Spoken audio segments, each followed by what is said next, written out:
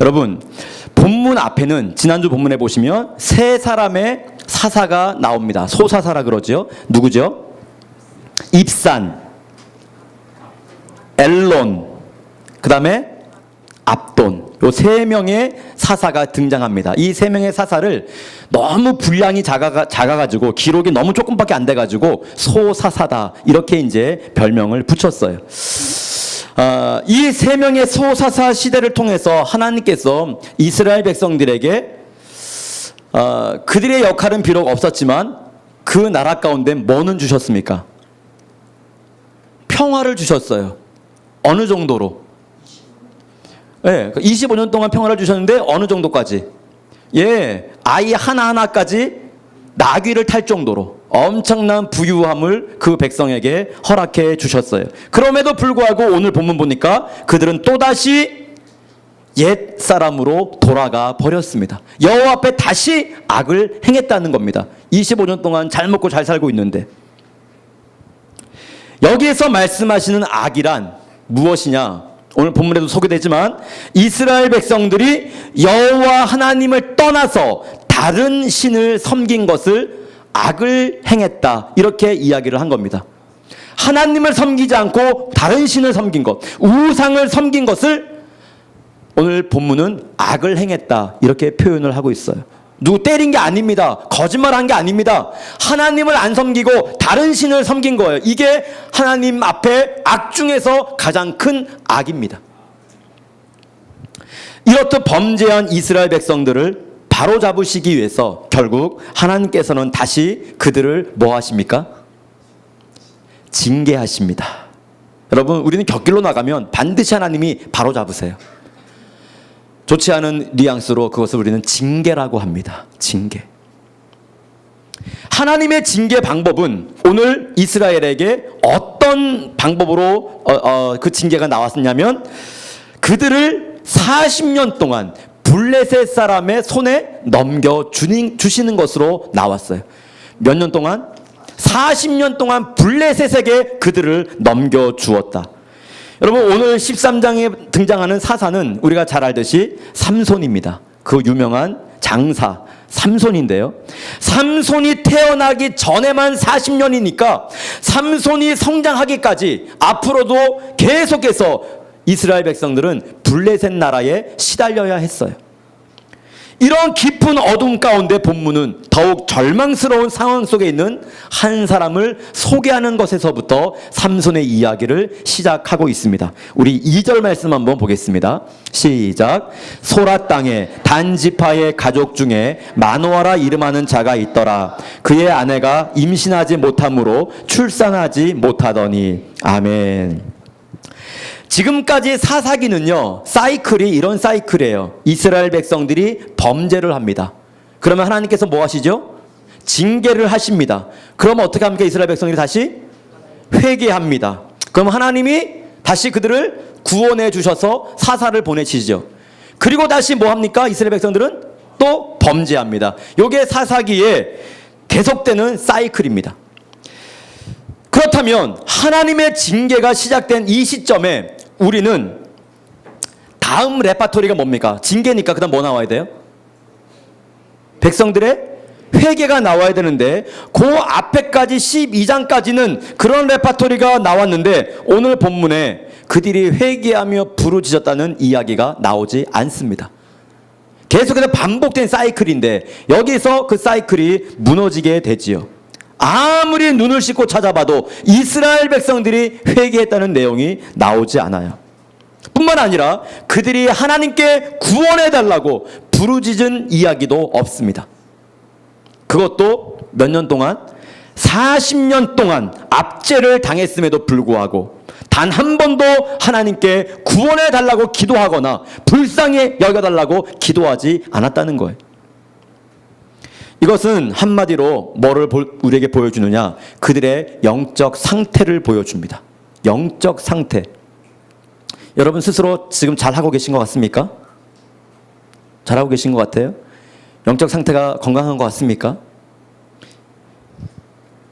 힘들고 어려울 때, 죄 지었을 때 하나님 앞에 즉각 나와서 지금 기도하고 계십니까? 오늘 이스라엘 백성들의 영적 상태가 지금 바닥이라는 것이죠. 나의 영적 상태는 어떻습니까? 성경에는 많은 인물들이 등장해요. 그 인물 중에 삼손만큼 우리의 흥미를 끄는 인물도 아마 없을 거예요. 영화로도 나왔죠. 이 삼손 이야기는. 홍해의 장면이 영화로도 나오고 또 삼손의 장면이 영화로도 나오고 뭐 예수님의 생애야 당연하겠지만 그렇듯 우리들의 관심과 흥미를 끄는 인물이 삼손인데요. 삼손은 오늘 본문에도 나오지만 머리가 긴 남자고요. 힘이 굉장히 세고요. 어느 정도로 세느냐? 맨손으로 사자를 죽이고요. 나귀의 턱뼈로 1000명을 죽이고요. 가사라고 하는 곳에서 성문을 떼가지고요. 성문이 우리가 출입하는 저런 정도 문이 아닙니다. 성문입니다. 성문. 엄청난 큰 문이에요. 그 문을 띄어가지고 산 꼭대기까지 가지고 올라갈 정도로 어마어마한 사람이 삼손입니다. 삼손은 육체적으로 매우 건강한 사람이었습니다. 그러나 그의 삶과 신앙을 보면 육체의 힘과는 전혀 반대로 너무나도 연약하고 악한 인생을 살았다는 것을 우리는 볼 수가 있어요. 이 삼손 얘기는 이제 차차 우리가 살펴보게 될 것이고요. 우리는 이 삼손의 인생을 통해서 우리가 빠지기 쉬운 함정이 무엇인지, 또 어떻게 하면 하나님이 주신 은사와 능력으로 영광스러운 인생을 살 것인지를 우리는 앞으로 생각을 해보게 될 것입니다. 그런데 그 이야기를 하기 전에 오늘 2절 말씀은 그의 어머니의 이야기로부터 시작이 됩니다. 삼손이 태어나기 전이죠. 이스라엘의 힘없고 작은 지파 가운데 하나가 단지파예요. 근데 이 단지파에 마노아라고 하는 사람이 2절에 보니까 있었습니다. 그리고 그의 아내가 있었어요. 그러니까 삼손의 아버지의 이름은 마노아입니다. 어머니의 이름은 등장하지 않지만, 그런데 이 가정에 결정적으로 오늘 아픔이 있었는데 어떤 아픔이었죠? 그 가정에 뭐가 없었어요? 자식이 없었어요. 자식이. 그래서 그의 아내가 임신하지 못함으로 출산하지 못하더니, 여러분, 마노아와 그의 부인은 하나님의 시각으로 볼 때는 실패의 인생이 아니지만 그 당시 세상 사람들의 시각으로 볼 때는 실패한 인생이었습니다. 완전히 실패한 인생이에요. 왜 그렇습니까? 당시 고대 사회에서 가장 귀중하게 여기는 것이 뭐였냐면 가장 큰 재산이 자녀였습니다. 가장 축복의 상징이 자녀였단 말이에요. 특별히 그 중에서도 아들의 숫자, 이것이 그 당시에 가장 축복의 상징이에요. 그런데 이 가정에는 아이가 전혀 없었어요. 지난주 우리 소사사 이야기 들을 때 자식이 몇 명씩 있었어요? 30명 보통. 얼마나 어깨에 힘이 들어갔겠어요. 그 부모의 입장에서. 아들이 30명, 40명씩 되었으니까. 오늘 마노아와 그의 부인의 실패한 인생, 그들의 고난을 통해 오늘 본문이 우리에게 무슨 의미가 있는지를 한번 살펴봐야 돼요. 혹시나 아들, 딸 얘기하는 것이 아니고요. 오늘 우리의 삶 속에 내 스스로 내 삶을 바라볼 때 혹시 내 삶이 실패한 것 아닌가? 그렇게 생각을 가지고 인생을 살아가는 분 계시면 오늘 말씀을 통해서 다시 한번 깨닫기를 바랍니다. 당시 사람들의 승승장구하는 모습은 금방 말씀드렸듯이 자녀의 숫자였습니다. 삼손이라는 사사가 있기 직전의 사사들, 아까 말씀드린 것처럼 어마어마한 자식들의 숫자를 자랑을 합니다. 여러분, 그런데 그 중에 압돈이라는 사사는요, 무려 아들 40명이 있었어요. 아들 40명. 그리고 손자 30명이 있었고요. 여러분, 어떻게, 딸도 당연히 몇십 명 있었죠? 어떻게 사람을 60명, 70명씩 낳습니까? 불가능한 일이지요. 1년에 하나씩 낳는다고 해도 60년을 낳아야 됩니다. 60명을 낳으려면. 1년에 한 명을 낳아도 60년 낳아야 돼요. 쌍둥이라고 해도 하나님의 은혜로 매번 쌍둥이라고 해도요, 30년을 낳아야 돼요. 매년 2명씩. 예? 이것은 60명의 아이를 낳았다는 것이 아니라 당시의 권력자들, 힘있고 영향력 있는 자들이 뭐를 많이 두었다는 겁니까? 첩을 많이 뒀다는 거예요. 첩을 많이 뒀다는 거예요. 이것이 무슨 뜻인가 하면, 다시 말하면 사사도 첩들을 그렇게 많이 두고 자식들을 그렇게 많이 낳았다는 것은 그 당시 사사 시대가 어떤 시대였다는 것을 의미합니까? 영적으로 암흑 시대였다는 거예요. 암흑 시대. 일반 백성이 물론하고 하나님의 사람, 그들을 영적으로 지도해야 될 이 사람들조차도 엄청난 첩의 숫자를 가지고 많은 자식을 낳았다는 것은 사사시대가 얼마만큼 하나님 앞에 영적으로 암흑기였다는 것을 우리는 짐작할 수가 있습니다.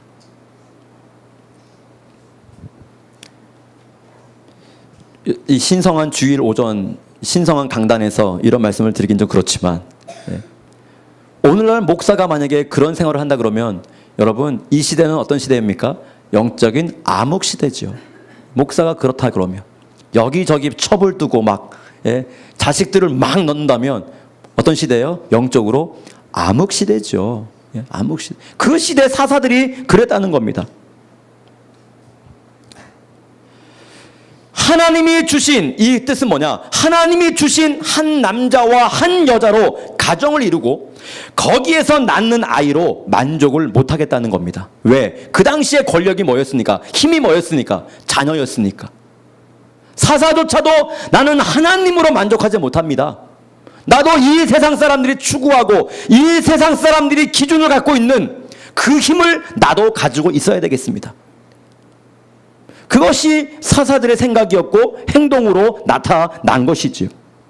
그래서 인간적인 방법으로 아이를 많이 낳겠다는 겁니다. 지금식으로 얘기하면 하나님의 인도하심과 하나님의 축복만을 의지하는 것이 아니라 나의 힘과 나의 결정을 의지하겠다는 거예요. 세상 사람들이 술을 많이 먹고 다녀가지고 암흑시대가 아닙니다. 믿는 자들이 이와 같은 생각을 가지고 사는 그 시대가 암흑시대인 거예요. 어차피 세상 사람들은 옛날이나 지금이나 똑같이 행동하고 있습니다. 오늘 믿는 우리들이 어떤 사고를 가지고 있느냐, 이것이 중요한 것이죠. 실제로 많은 사사들이 그렇게 살았어요. 그런데 마노아와 그의 부인이 산 모습은 전혀 다른 모습이에요. 인간적인 방법을 전혀 사용하지 않았어요. 지금 이 가정이 축복의 가정이죠. 세상 사람 눈으로 볼 때는 실패한 가정인데 하나님의 눈으로 볼 때는 어떤 가정이에요? 성공한 가정입니다. 승리한 가정이에요. 인간적인 방법을 사용하지 않았어요. 자녀가 없음에도 불구하고 늙은 나이가 되도록 인간적인 방법을 쓰지 않고 있습니다. 마노아가 첩들을 거느리고 아이를 낳지 않았어요. 아무리 절박한 상황에 놓여 있다 할지라도 그들은 인간적인 방법을 선택하지 않았습니다. 하나님이 주실 때까지 기다리겠다는 거예요.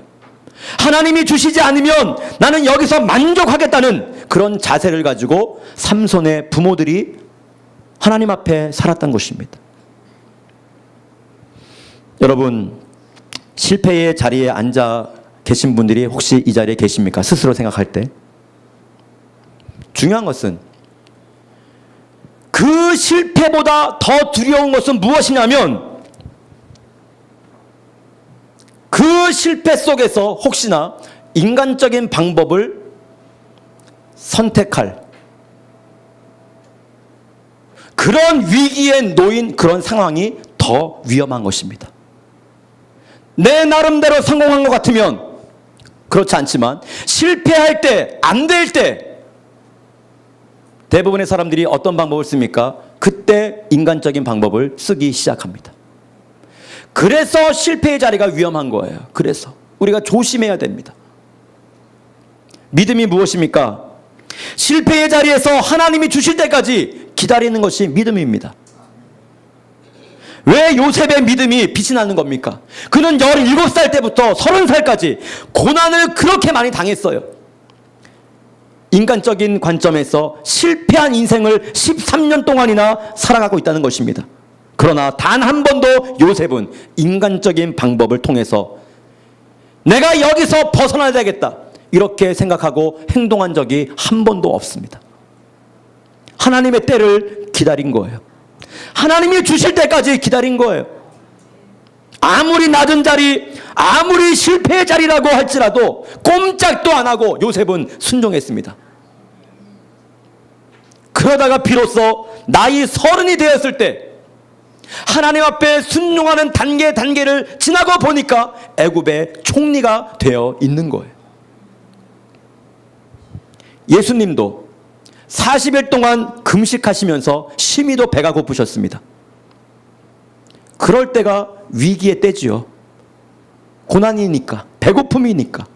그때가 유혹의 순간입니다. 힘들고 어려울 때가. 그때 마침 마귀가 와가지고 예수님을 유혹합니다. 뭐라고 유혹하죠? 네가 진정 하나님의 아들이거든 이 돌을 명해서 떡을 만들어 먹어라. 마귀가 지금 예수님께 말을 걸었어요. 배고프지? 40일 동안 굶었으니까 이 떡을, 네가 하나님의 아들이거든 이 떡을 명해가지고 돌을 명해서 떡을 만들어 먹어라.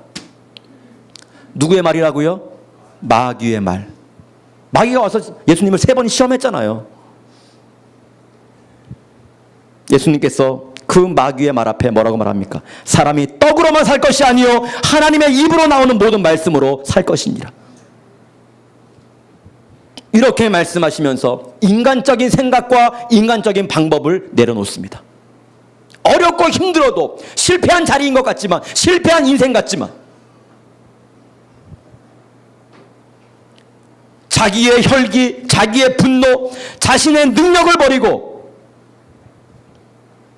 하나님의 약속의 말씀을 붙들고 하나님의 능력 가운데 예수님은 그 자리에 서 계셨습니다.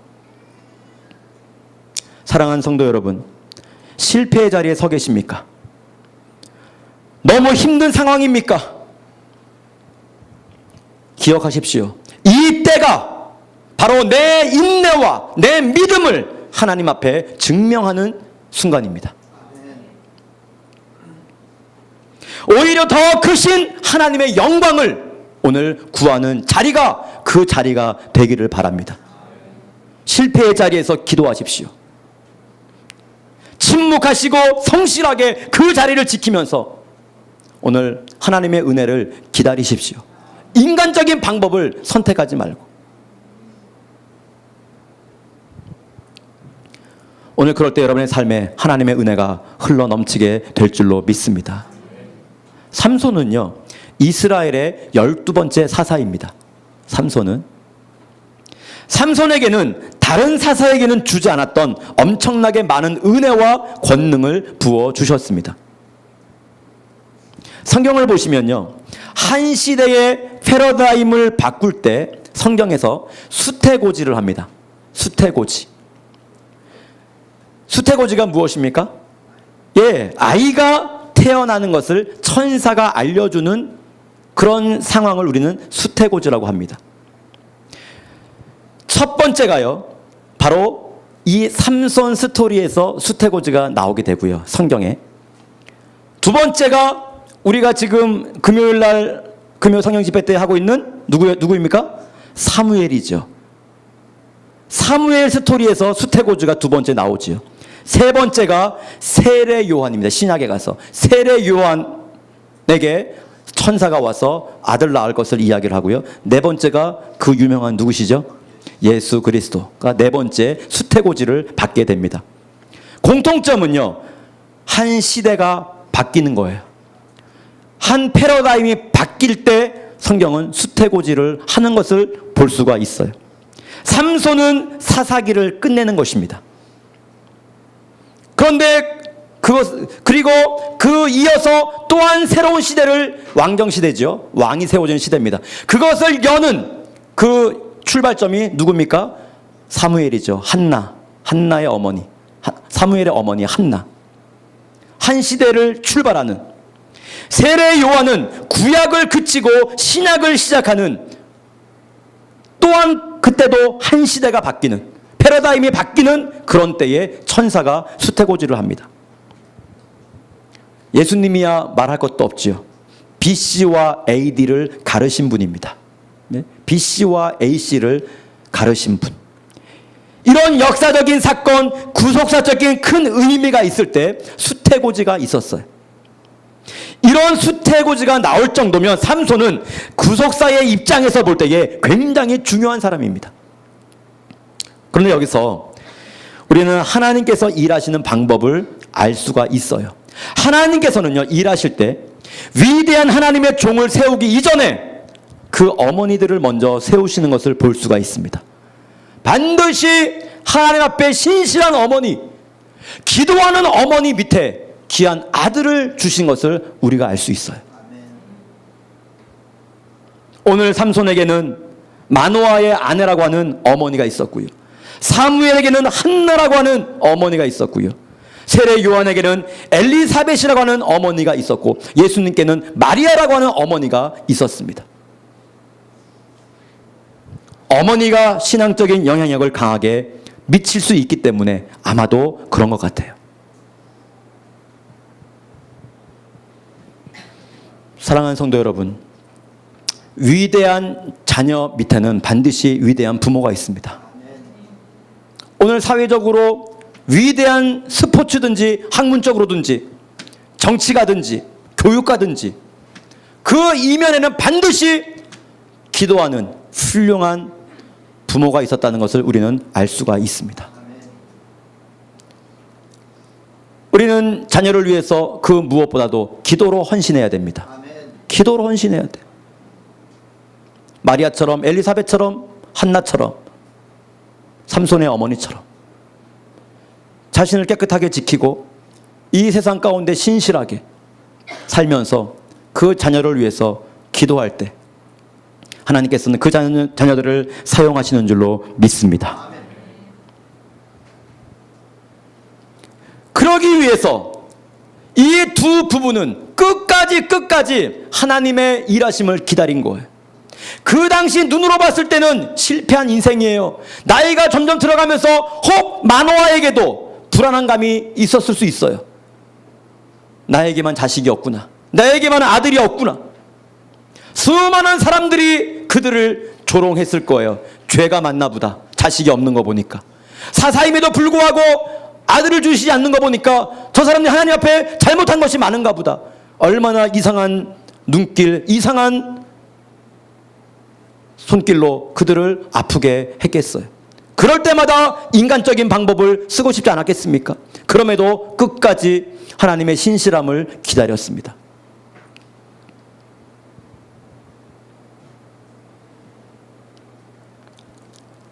우리 주변에서 그런 분들을 종종 보게 돼요. 정말 많이 갖춘 분입니다. 그런데 정말 겸손해요. 어쩌면 그렇게 겸손한지 몰라요. 그 이면의 그 이유를 물어보면 하나님께서 자신에게 도저히 교만할 수 없는 가시를 준 것을 보게 됩니다. 겸손한 분들은 반드시 가시가 있어요. 가시가 있어요.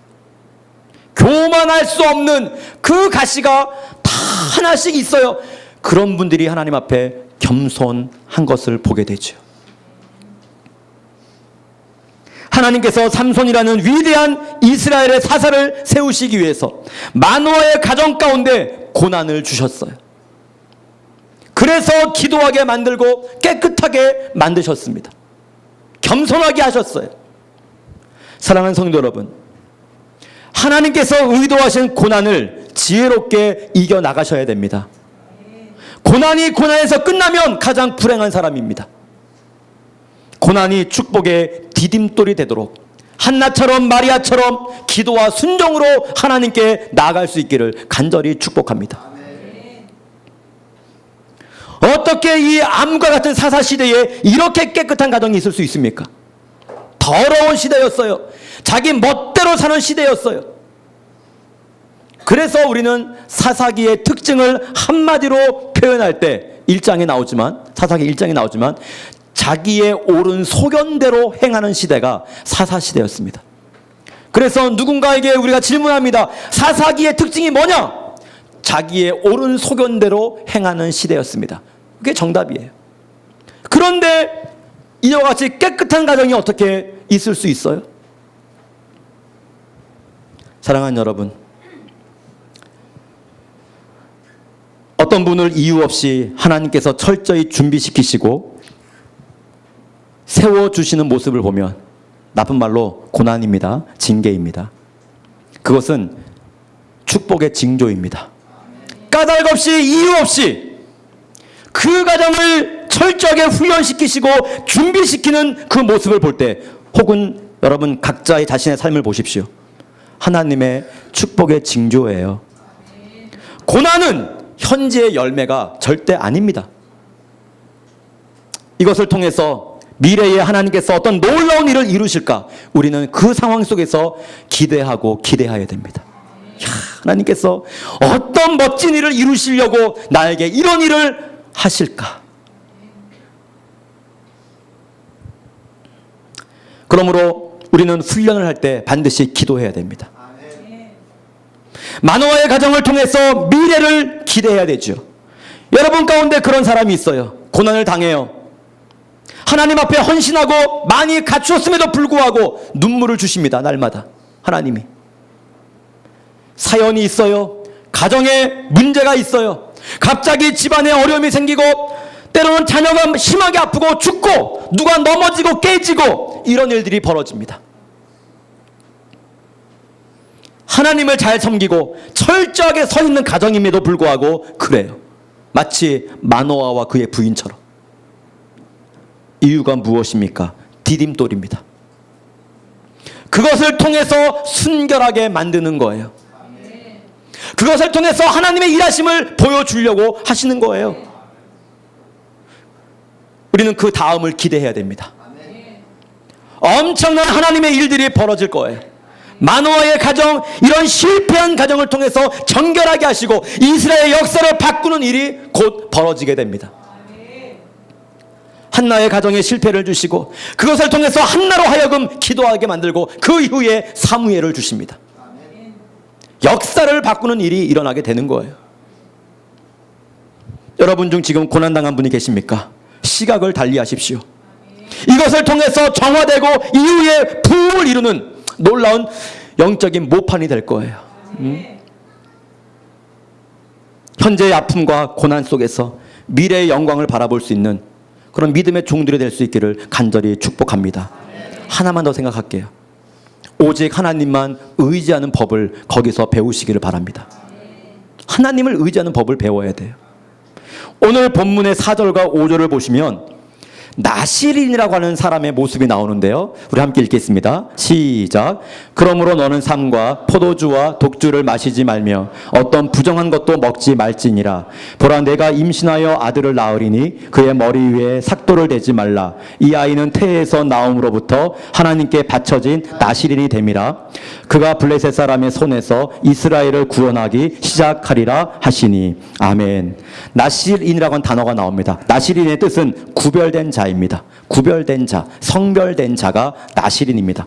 구약의 나시린은 신약으로 말하자면 성도를 의미합니다. 성도, 영적으로. 우리도 뭐예요 지금? 성도지요. 그럼 뭐예요?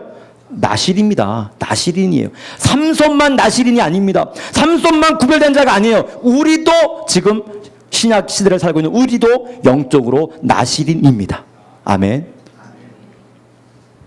나시린에 대한 간단한 요약이 나오는데 세 가지의 표정이 있어요. 첫째가 술 마시지 않는 것입니다. 두 번째가 머리 깎지 않는 것입니다. 세 번째가 시체를 만지지 않는 것입니다. 이게 나시린의 특징이에요. 이 세 가지를 신학적인 의미로 보면 이런 의미가 있어요. 머리를 치렁치렁 기른다는 것은 여러분 멀리서 누가 보더라도 어때요? 눈에 띄죠. 지금도 남자가 만약에 멀리서 머리를 치렁치렁 길게 하고 오면 사람들이 다 쳐다봅니다. 그 당시에 머리를 치렁치렁 기른 사람은 누구냐? 나시린이에요. 아, 저 사람 나시린이구나. 모든 사람들이 다 알아봤어요. 아, 나시린이구나. 이것은 성도의 외적인 표시입니다. 성도의 외적인 표시. 하나님의 사람이라는 표예요, 표. 하나님의 사람이구나. 머리가 치렁치렁 길러져 있으면 저 사람은 나신이구나. 하나님께 바친 사람이구나. 라는 외적인 표시였다는 거죠. 우리도 세상 살아갈 때 외적인 표시를 가지고 살아가야 됩니다. 선한 모습으로 살아가야 돼요. 친절해야 됩니다. 언어가 순화돼야 됩니다. 누가 보더라도 아, 저 사람 교회 다니는 사람 같다 라는 모습으로 우리는 살아야 돼요. 그런 말을 들어야 됩니다. 그게 외적인 표시예요. 지금 머리 기를 수 없잖아요. 예? 영적으로. 그런 외적인 표시 얼굴에서 나가죠. 언어에서 나가죠. 언어가 순화되어야 돼요. 학생들, 언어가 순화되어야 돼요. 예수 믿는 기독교인 학생들은 언어가 순환되어야 돼요. 욕지거리 하면 안 되는 거예요. 국어 사전에 없는 말은 하지 마세요. 예? 나는 지금 한국에 살고 있는지 어디에 살고 있는지 헷갈릴 때가 많아요. 애들하고 얘기할 때. 저게 어느 나라 말이지? 해석이 안 돼요. 외적인 표시, 친절해야 돼요. 밝게 웃어야 돼요. 두 번째는요, 시체를 만지지 않는다. 이것은 정결함을 상징하는 겁니다.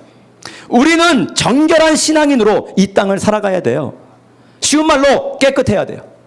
순수해야 돼요. 아멘. 아무거나 보지 말고, 아무거나 만지지 말고, 아무데나 가지 말아야 돼요. 이게 깨끗한 거예요. 아무거나 보면 안 돼요. 아무거나 만지면 안 돼요. 아무 데나 가면 안 되는 거예요. 사람은 영과 육으로 구성되어 있습니다. 질문할게요. 영이 중요해요? 육이 중요해요? 영이 중요하지요. 예. 중요한 것은. 그런데 이 영을 담는 그릇이 있어요. 뭘까요? 이 영을 담는 그릇이 뭐예요? 영이 지금 육과 따라 돌아다니니까 여러분 지금? 내 영이 지금 저기 다른 데 지금 가 있어요? 저기? 지금 가 있는 분도 있지 사실은. 예, 끝나고 또 어디 가야 되니까. 또 영이 이미 빠져나가 있는 분 계신데. 이 영을 담는 그릇이 뭐예요? 육이죠. 육. 그렇기 때문에 이 영을 담는 그릇인 육이 더럽고 깨져 있다면 거룩하고 깨끗한 그 영이 우리의 육에 제대로 담겨 있을까요? 담겨 있을 수 없습니다. 그렇게 더럽고 그렇게 지저분한 육 속에는 거룩한 영이 계실 수 없어요.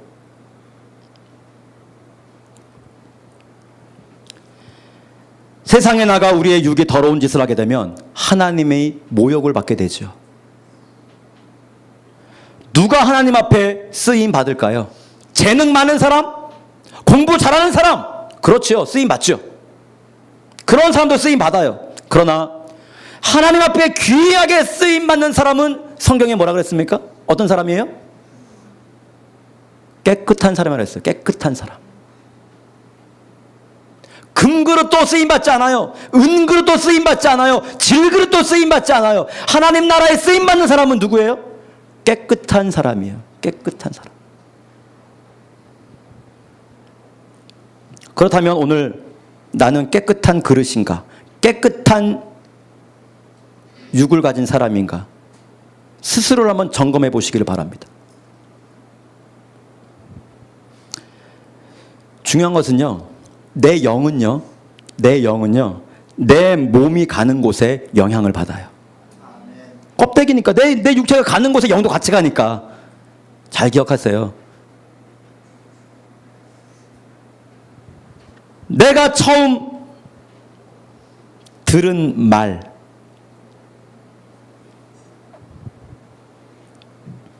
내가 처음 가본 그 장소, 내가 처음 본 그것,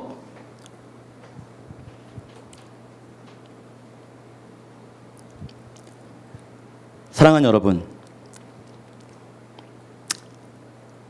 우리의 영은요, 우리의 육체가 경험한 것만큼만 작동을 해요. 다시 말하면 내가 경험하지 않은 것은 사단이 역사할 수 없어요. 맞는 것 같아요? 내가 하지 않은 말, 내가 보지 않은 것, 내가 경험하지 않은 곳에 사단이 역사할 수 없다고요. 여러분, 언제 유혹받아요? 내가 한 번 본 그것 때문에 계속 유혹받아요. 내가 한 번 가본 그것 때문에 계속 유혹받아요. 그것을 안 보고 안 가본 사람은 아예 그런 것에 유혹받지를 않습니다. 맞습니까? 내가 한 번 가본 신천지 같은, 이단 신천지 말고요, 신천지 같은 그 장소 또 가고 싶어요. 내가 한 번도 먹어보지 않은 그거 먹었는데 그 다음에 계속 먹고 싶어요. 다시 말하면 내 육이 경험한 것만큼만 사단도 역사한다고요. 무슨 말 하는 거예요 지금? 이상한 걸 경험하지 말라는 거예요. 이상한 데 가지 말라는 거예요. 이상한 거 먹지 말라는 거예요. 술도 한번 먹어본 사람이 또 먹고 싶은 거예요. 맞아요? 여행도 한번 가본 사람이 계속 가고 싶은 것이고요. 그것이 좋은 거든 나쁜 거든 우리가 한번 했을 때 그것에 우리 육체가 영향을 받고 내 영이 육체 때문에 영향을 받는 거예요.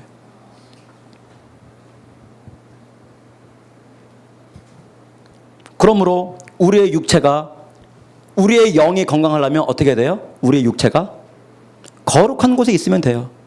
거룩한 곳이 어디입니까? 교회입니다. 좋은 말을 들으면 됩니다. 어디입니까? 교회입니다.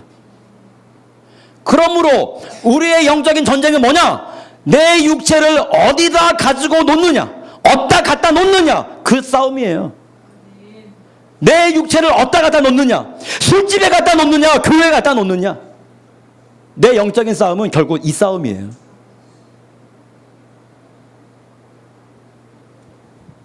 여러분의 자녀들을 되도록이면 교회에 갖다 놓으십시오. 여러분 스스로도 항상 교회에 여러분의 육체가 있게 하세요. 말씀 듣는 곳에, 찬양하는 곳에, 기도하는 곳에 여러분의 육체를 갖다 놓으면 내 영은 자연적으로 건강해지는 거예요. 그게 쌓이고 쌓여서 영적인 전쟁 가운데 승리하게 되는 겁니다. 우리는 약한 존재예요. 깨지기 쉬운 존재예요. 분명히 기억하세요. 내 육체가 경험한 것, 그 안에서 사단도 역사한다는 것.